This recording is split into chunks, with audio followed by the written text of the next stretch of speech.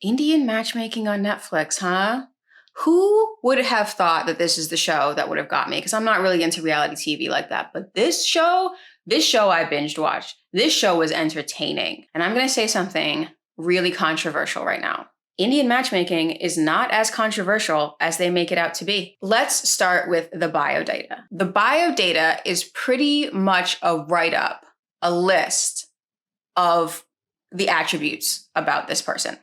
So that will include height, weight, the university they went to, the job they hold, how much money they have, how old they are. We have something like that.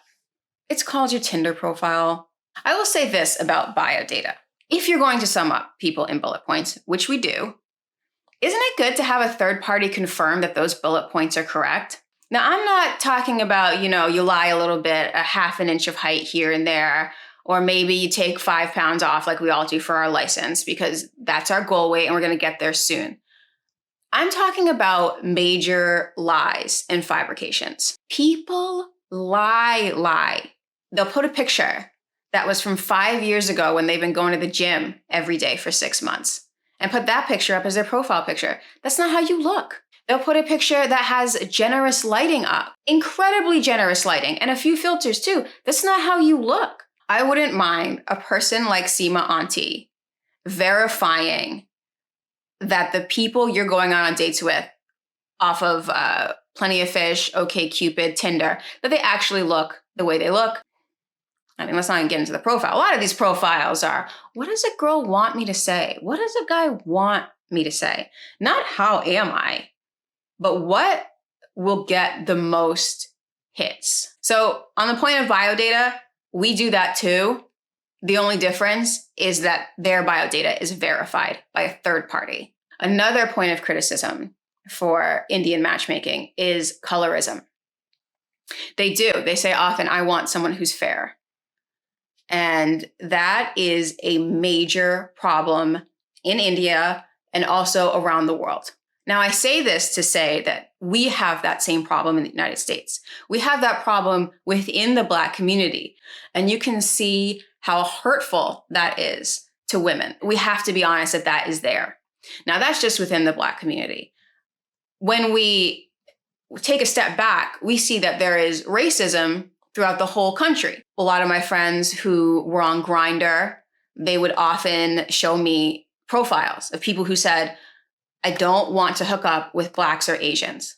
That's straight up racism. So for us to sit here on Twitter and say, oh, there's a problem in India of colorism, and not to acknowledge our own racism and colorism, that's, seeing a splinter in somebody else's eye and not seeing the full 2x4 in our own eye. I think that's the quote from the Bible. I'm not sure. I'm not sure if they had 2x4s back then, if they were using inches to measure wood. I'm sure they had the equivalent, and it's in our eye.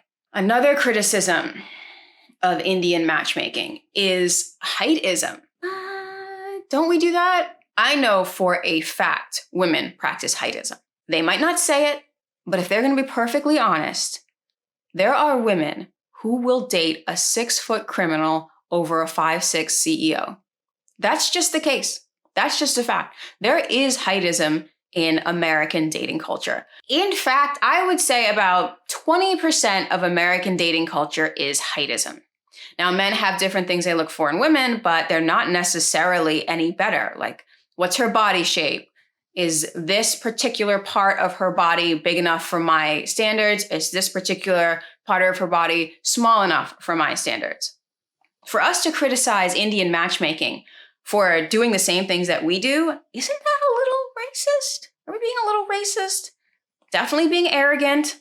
Definitely thinking that maybe our stuff doesn't stink. This is going to be another controversial statement. Aparna. Aparna was the most hated girl on Indian matchmaking. But you know what? Her only crime was telling the truth. All she did was say what she felt and what she wanted. Would I have chosen Aparna as a wife? Absolutely not, because I don't want you telling the truth all the time. And I don't think my partner wants me telling the truth all the time. And you're like, oh, I gotta tell the truth. No. You do not always have to tell the truth, nor should you. Example, company picnic.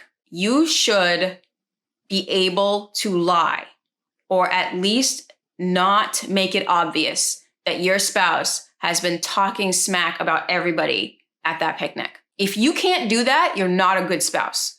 I'm sorry. I know that sounds messed up, but those are the times where you have to lie for the betterment of your spouse. You need a person that can be diplomatic. You need a person who can be diplomatic. And Aparna did not have that. Now, that having been said, we tend to give men a pass on that much more than we give women a pass on that. Aparna's crime, ultimately, is not that she thought the wrong things, it's that she said it out loud. Because let's be honest, the most savage person in the whole show was Seema Auntie. She was so savage, but everything she said was sweet, with a smile. I like her butt. She's a very nice girl, but she put that butt in there. She knew what she was doing, but she is a diplomat, ultimately, because it matters that people like her.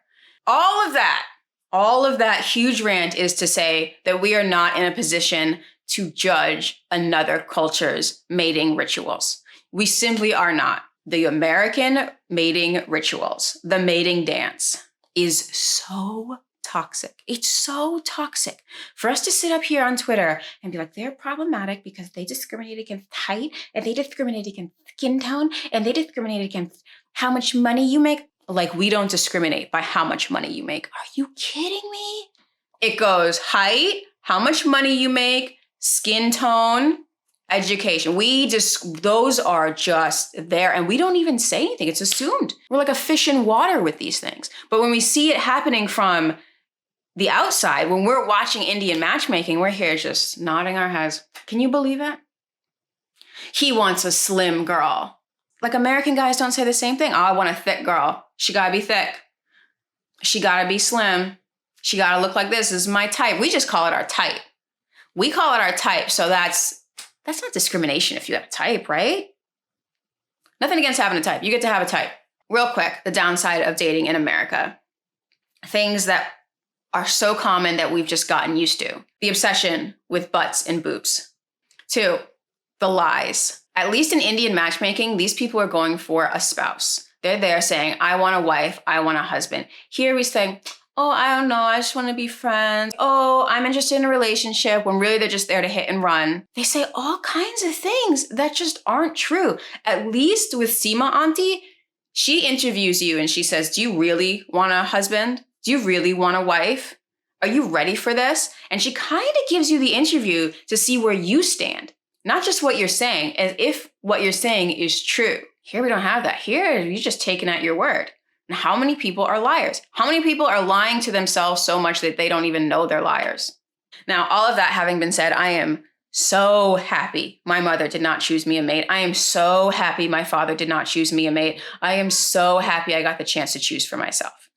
But I'm also not going to judge somebody else for the way they choose a mate.